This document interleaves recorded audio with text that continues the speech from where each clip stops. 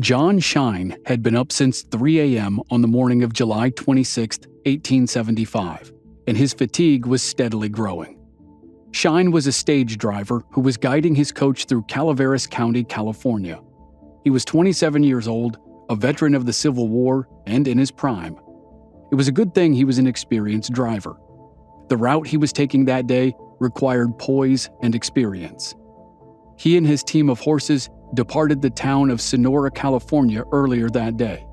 They were heading west and were taking a familiar trek to the settlement of Milton. The roughly 40-mile journey was not the most difficult carriageway in Calaveras County, but Shine had to keep his wits about him nonetheless. Not only did he have 10 passengers crammed into his stagecoach, but Shine also had a U.S. mail pouch and a strong box from Wells Fargo and Company. As the horses pounded the dirt, Shine spied the hardest part of his journey.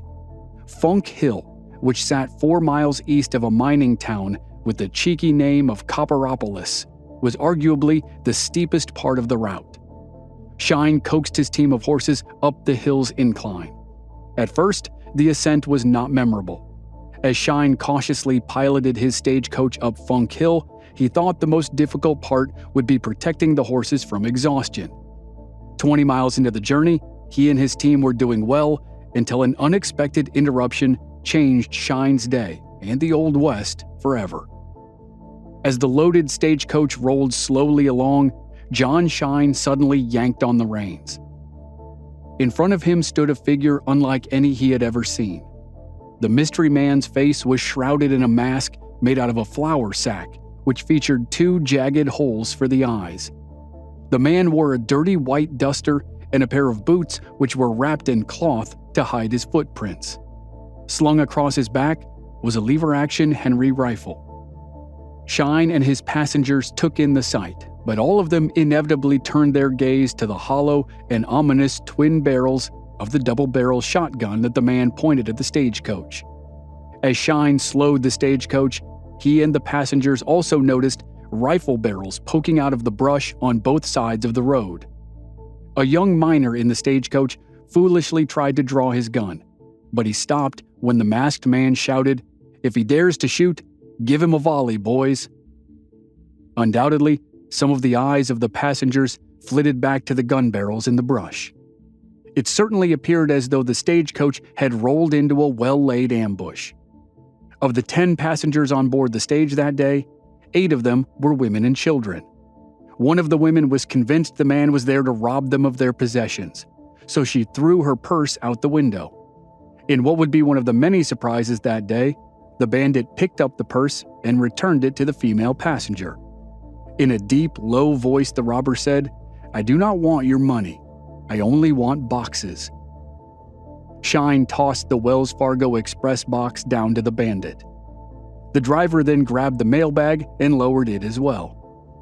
Satisfied with the compliance and with a wave of his hand, the robber told Shine, "That'll be about all, boys. Drive on." Not needing to be told twice, Shine snapped the reins and the coach jolted forward. As he urged his team onward, Shine glanced back and saw the robber begin to smash the Wells Fargo box with a hatchet. But, notably, John Shine did not see any of the robber's associates hurry out of the brush to assist the effort. If he was puzzled by the sight, it would take quite a while for his questions to be answered. John Shine and his stagecoach of 10 passengers were the first, but far from the last, to stumble into a trap that would soon become familiar to travelers in Central California. The westbound stage from Sonora to Milton on July 26, 1875, was the first to be robbed by the outlaw who called himself Black Bart, a bandit, soldier, prospector, poet, and devilishly clever thorn in the side of Wells Fargo.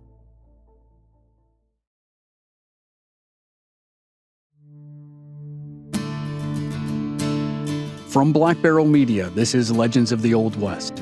I'm your host, Chris Wimmer, and this season we're telling the stories of infamous outlaws Charley Boles, better known as Black Bart, Dirty Dave Rudaball, and the Doolin Dalton Gang.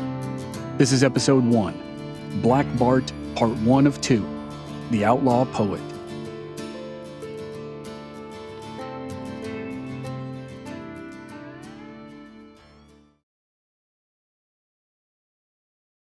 Long before he became a famous stagecoach robber, the man who would be known as Black Bart was born Charles Boles in 1829 in Norfolk, England, which rests in the lowlands of the eastern part of the country.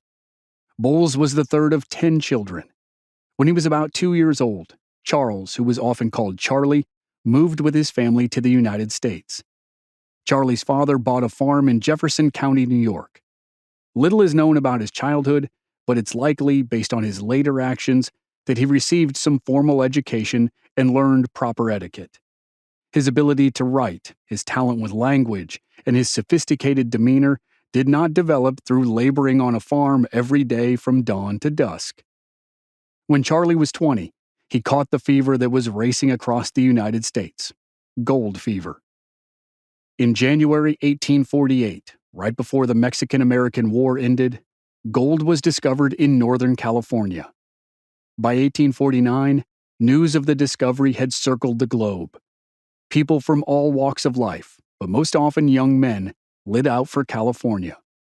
The prospectors, known as 49ers, had dreams of striking it rich. In late 1849, Charley, his brother James, and cousin David joined the throng of Americans who made the arduous journey westward in the hopes of finding their own personal El Dorado, the fabled city of gold in Northern California. The trio began prospecting along the North Fork American River near Sacramento. Panning for gold was long, cold, difficult work, and it was fruitless for many prospectors. Mining camps were notorious for being violent. If a miner avoided becoming a victim of crime, he usually became a victim of cholera or typhoid. In the end, most miners were just victims of bad luck, and Charley Boles was one of them. More than $2 million worth of gold was mined between 1849 and 1852, but Charley and his family saw relatively little of it. Charley, James, and David returned to New York in 1852, but gold fever was not easily shrugged off. Soon, Charley wanted to go back to California, and his cousin David agreed. Charley convinced another brother, Robert, to come along after James declined. The new trio arrived in California in the summer of 1852, but soon after their arrival, David and Robert fell sick. Neither recovered, and both were buried in California. With his two relatives and mining companions dead, Charley was alone. He also faced a tough decision. Should he return home bearing the bad news, or should he try once more to make his fortune in the hills of Northern California? He chose the latter. Charley remained in California for 2 more years. His prospecting did not result in any bonanzas, but he did manage to keep himself alive and unharmed. According to official documents, Boles quit prospecting and permanently relocated to Illinois in 1854. He changed the spelling of his surname from Bowles to Boles. That same year, he married Mary Elizabeth Johnson, and they quickly started a family. Within 6 years, by 1860, Charley and Elizabeth had 2 kids and had settled in the farming and railroad town of Decatur, Illinois. Charley Boles was a family man in a small Midwestern community, and nothing in his life, other than maybe his bout of gold fever, hinted at the path he would follow in later years. But the U.S. was about to begin the most dramatic and seismic period of its history.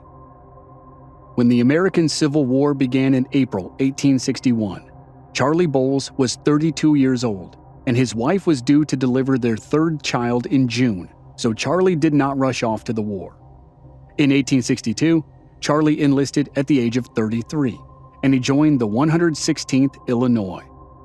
By all accounts, Private Charley Boles was a dutiful soldier. He had the respect of his comrades, and was soon promoted to First Sergeant of Company B. Charley's first action was the Battle of Chickasaw Bayou in Mississippi from December 26th to 29th, 1862. It was the first major battle of the campaign led by Union Generals William Tecumseh Sherman and Ulysses S. Grant to capture the valuable Confederate stronghold of Vicksburg, Mississippi. Although the battle was a Union defeat, the Federal forces regrouped, surrounded Vicksburg, and besieged the city. 5 months later, as the siege seemed endless, Charley and the 116th Illinois made multiple assaults against Vicksburg's impressive fortifications in May 1863. As he and his comrades surged toward the enemy, a Confederate round smashed into Charley's side. The velocity of the ball was so strong that it went through Charley's cartridge box, his leather belt, his jacket, and his shirt like a hot knife through butter. The ball inflicted a deep wound, and it remained lodged in Charley's side as he was carried from the battlefield.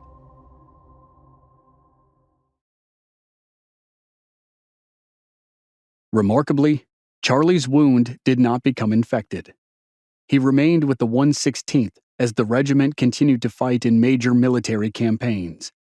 During the intense combat in and around Chattanooga, Tennessee, in the fall of 1863, Charley and his comrades participated in a bold attack against Confederate defenders who protected the high ground called Missionary Ridge outside the city.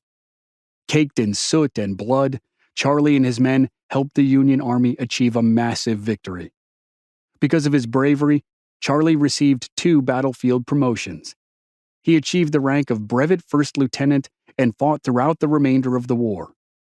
Some of the highlights of his service included participation in General William Tecumseh Sherman's infamous March to the Sea in Georgia, and then the Union Army's Grand Parade in Washington, D.C. after the war.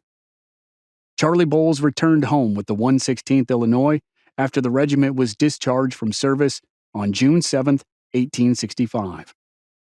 Like many men who endured the hardships of war, Charley tried to return to a normal routine. It looked as if Charley's life reverted to a mundane existence. But the same fever that struck him as a young man returned. There was gold in Montana, and Charley Boles couldn't fight the urge to go west again. Gold had been discovered in Montana Territory in 1862, and now that the war was over, legions of people moved west to strike it rich in Big Sky country. In 1867, Charley sold his farm and relocated his wife and family, which now consisted of 4 children, to a nearby town in Illinois. Then he headed west toward Montana, and he never returned home. Supposedly, Charley got his wife's permission to leave the family and go prospecting. He had convinced her he could make a lot of money and provide for his family more so than if he remained a farmer. So off Charley went, and when he arrived in Montana, he began working for a miner named Henry Roberts. Roberts later became a successful businessman and one of the directors of the Anglo-Montana Mining Company. But Charley Boles was on a different path. Charley sifted for gold in the Montana hills for at least 2 years.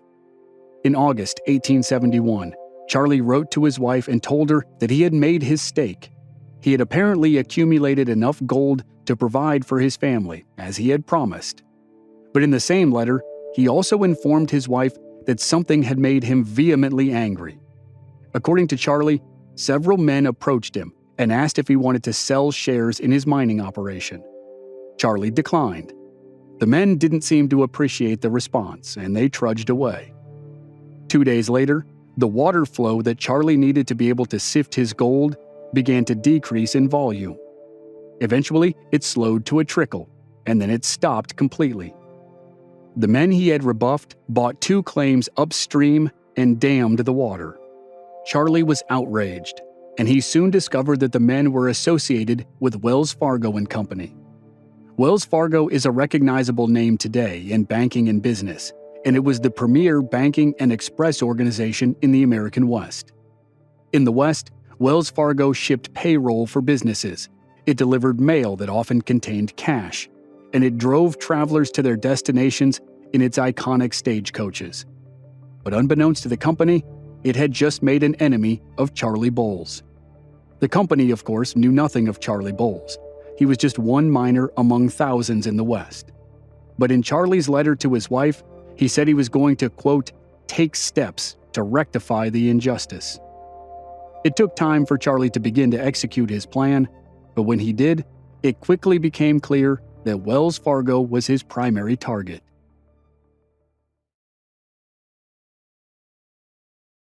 Charley's life is mostly a mystery from 1871 to 1875.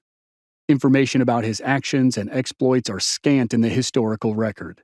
But three things are certain. In 1871, he wrote to his wife for the last time from the mining town of Silver Bow in southwest Montana. Second, his wife and family would not hear his name again until he was a convicted criminal. Third, Charley Boles drifted through Utah and Nevada before arriving in California in 1875. It had been more than 20 years since Charley's second trip to California to prospect for gold, and when he returned now for the third time, the state was both similar and radically different from his previous experiences. It was similar in that there were still miners and mines in abundance, although the mining process was more commonly hydraulic mining, which used high-pressure water jets to expose gold in the rock formations. It was different because California's population had grown significantly. Because California's gold was located in the northern part of the state, San Francisco became the most thriving city. Its population exploded. By 1870, it was the 10th most populated city in the country, and the most populated city west of Chicago by far. San Francisco became Charley's home, and it was where he started to lead a double life. He grew to enjoy the finer things in life. Using the money that was supposed to go back to his wife and children, Charley ate at fine restaurants and sometimes stayed at luxurious hotels. He donned immaculate and expensive clothes. Charley reinvented himself as a mining magnate and investor who used the name Charles Bolton. Charley looked the part and sounded the part. He was in his mid-40s. He had a distinguished look supported by graying hair, and he had a bushy yet dashing mustache. He made friends with businessmen, restaurateurs, and, ironically, policemen. The problem was that Charley was not a magnate. He did not have unlimited funds, so he needed to find a way to get enough cash to supplement his new lifestyle. And he had no interest in going back to a life of unending labor like a miner or a farmer. He heard that some bandits in Northern California had made lots of money by robbing stagecoaches, and that was the solution for Charley Boles. He would rob stagecoaches to supplement his lifestyle, and he would exact a measure of revenge against Wells Fargo at the same time. That was how Charley Boles found himself standing in the middle of a road in Calaveras County at 3 a.m., with John Shine's stagecoach rolling toward him. The horses that had just pulled Shine and his 10 passengers up the steep incline of Funk Hill were understandably tired. They rounded a bend at a slow pace, and then Shine stopped them with a jerk of the reins. Charley Boles stood in the road with a flour sack over his head as a mask and a double-barrel shotgun in his hands. After some back and forth with John Shine and a couple of the passengers, Charley convinced Shine to throw down the Wells Fargo box that he was sure would be on the stage. Shine tossed the box to the ground, and then Charley allowed the stage to continue on its way. He refused to take anything from the passengers. He only wanted the Wells Fargo box. He had learned the stage routes, and it was a solid bet that many, if not most, of the stagecoaches would carry a money box. After John Shine's stagecoach rumbled onward, Charley used a hatchet to smash open the Wells Fargo box. Inside was $160, roughly $4,500 in today's money. But Charley didn't have time to revel in his success. No sooner had John Shine's coach moved on than another stagecoach rolled up Funk Hill.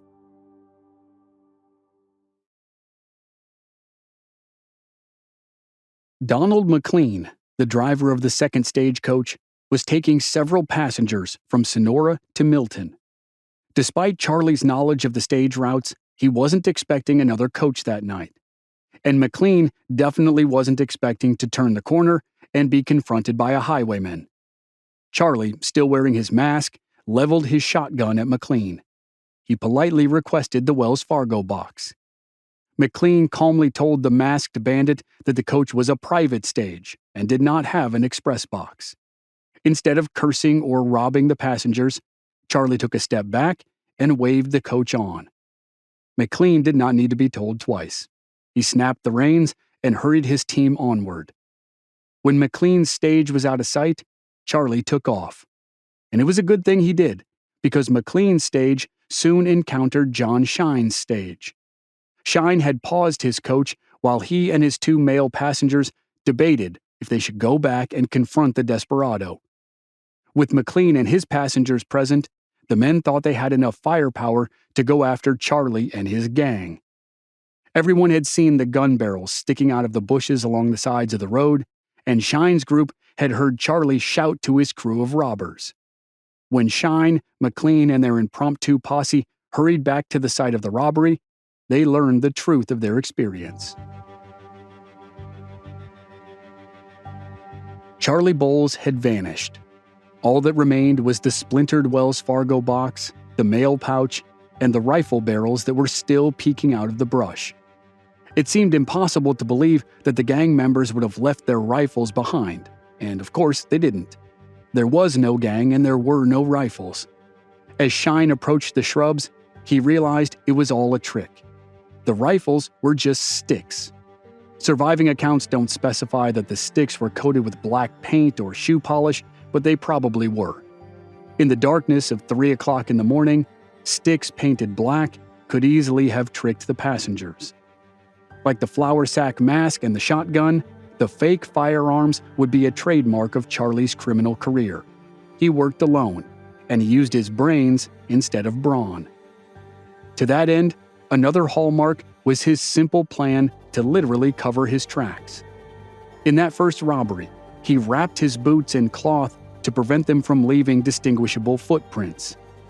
That detail was important to Charley because of a rare quirk of his personality. Despite growing up in a rural community and spending copious time in the West, Charley Boles was terrified of horses. Because of his fear of horses, he always escaped on foot, hence the need to cover his footprints. The robbery on Funk Hill satisfied Charley's financial needs for a little while, but soon enough, the money ran out, and it was time to rob another stagecoach. This time, he stopped a coach in Yuba County, California. Yuba County was more than 100 miles north of his first robbery, and it was a place where gold had been found in abundance.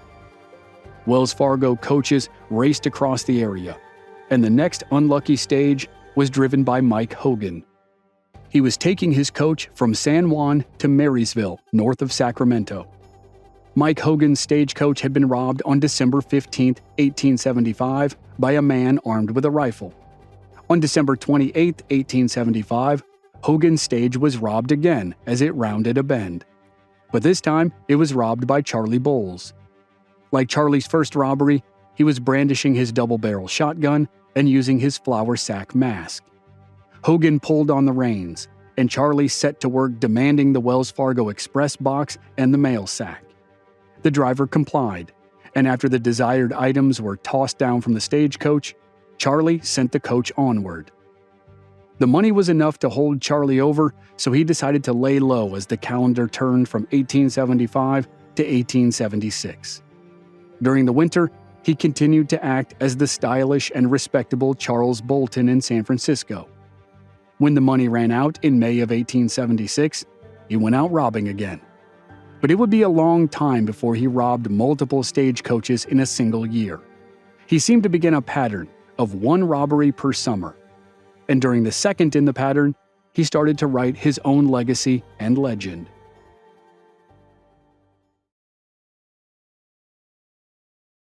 On June 2, 1876, 5 miles from the settlement of Cottonwood, Charley donned his hood and his white coat, and he stood in the middle of the road. It was nighttime, and presumably there was a decent moon out that night. A stagecoach rolled up and stopped at the sight of a man with a shotgun.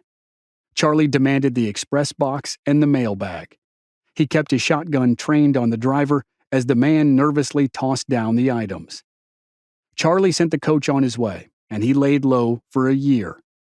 On August 3, 1877, he went to Sonoma County, California. He held up a stagecoach using his tried-and-true method, and then he escaped on foot. But that robbery was the one that really set him apart from other bandits. In the busted-up Wells Fargo money box, he left behind a brown scrap of paper on which he had written a poem.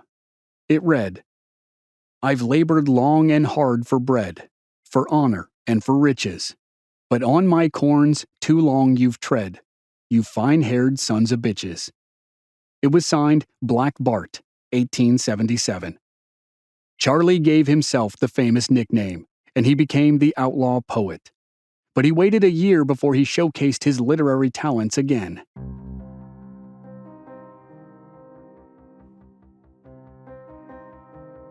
In the early morning hours of July 25, 1878, Charley "Black Bart" Boles laid in wait for an oncoming stagecoach. He was positioned on a wagon road, which is now Highway 162, between the towns of Quincy and Oroville in Yuba County.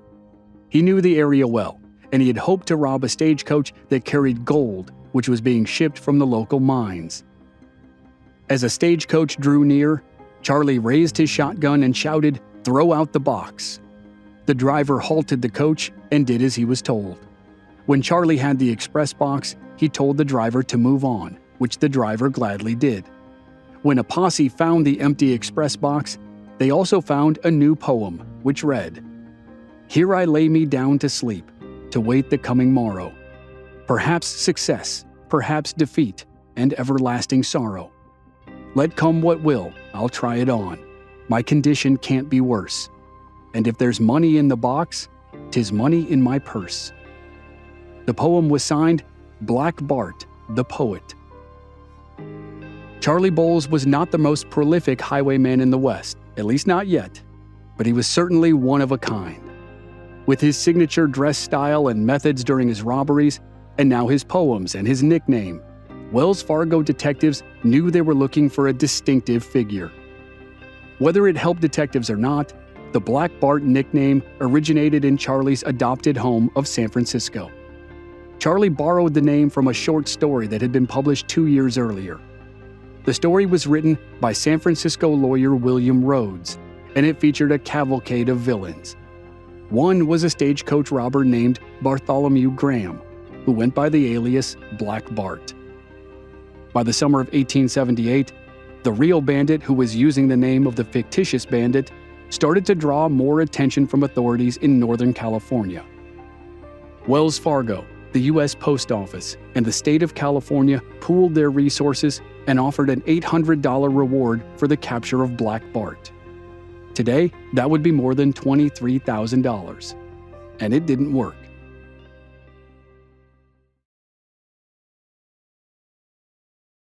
At one point, authorities thought they might have caught the bandit who had robbed multiple stages in Northern California over the past couple years. A posse nabbed 2 ex-convicts. One of them was the same height, age, and complexion as Charley Boles, and the man was known to carry a shotgun.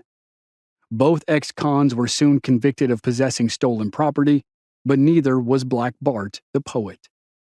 As always, Charley Boles had walked and ridden trains back to San Francisco after his robbery in Yuba County.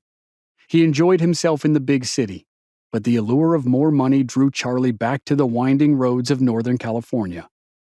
On October 2, 1878, Black Bart robbed his 7th stagecoach. This time, he traveled about 150 miles north of San Francisco to Mendocino County. He robbed 2 stagecoaches in 2 days, which made 3 robberies for the year. He tripled his usual once-a-year pattern. For the next 8 months, Black Bart remained dormant. But on June 21, 1879, he was back at it. Decked out in his normal attire, mask and all, Charley Boles held up a stage bound for Oroville in his familiar territory of Yuba County. Then he did another double dip in October 1879 when he robbed 2 stagecoaches at the end of the month. That made 12 robberies in the space of 4 years, nearly all of which cost Wells Fargo money. The company was not happy, and its detectives were frustrated. As lawmen fruitlessly searched for Black Bart, the bandit paused his criminal activities for 11 months. The money from the express boxes and the mail bags was easily funding his lifestyle, and the long stretches of inactivity made it tough to track him down. Wells Fargo detective James Hume, who will play a prominent role in Black Bart's story, was the lead investigator, and he wrote detailed notes about each crime. Hume created a profile based on witness statements and evidence. He was looking for an older gentleman with a slim frame who was familiar with the region and who must have had some sort of aversion to horses because there were never any hoof prints at the scenes of the crimes. The bandit was always calm and polite. He always carried a shotgun, but he never used it. He stole from the money box and the mail pouches, but never the passengers. It was a fair amount of information, but not nearly enough to identify the outlaw poet who called himself Black Bart. Wells Fargo was frustrated. California's government had no answers. Charley Boles was feeling mighty fine, but as always, his money started to run out. In 1880, he expanded his operations northward. Now, coaches in Oregon had to watch out for a bandit with a bowler hat, a shotgun, and an unexpectedly polite demeanor. With that combination, Black Bart would become one of the most successful bandits of the Old West.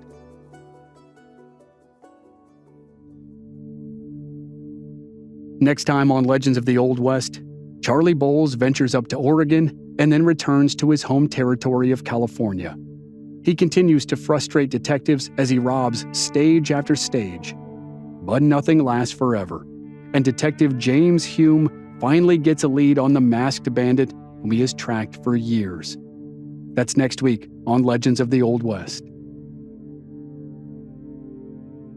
Members of our Black Barrel Plus program don't have to wait week to week to receive new episodes. They receive the entire season to binge all at once with no commercials. And they also receive exclusive bonus episodes. Sign up now through the link in the show notes or on our website, blackbarrelmedia.com. Memberships are just $5 per month. This series was researched and written by Michael Meglish. The producer was Joe Guerra. Original music by Rob Valier. I'm Chris Wimmer. Thanks for listening.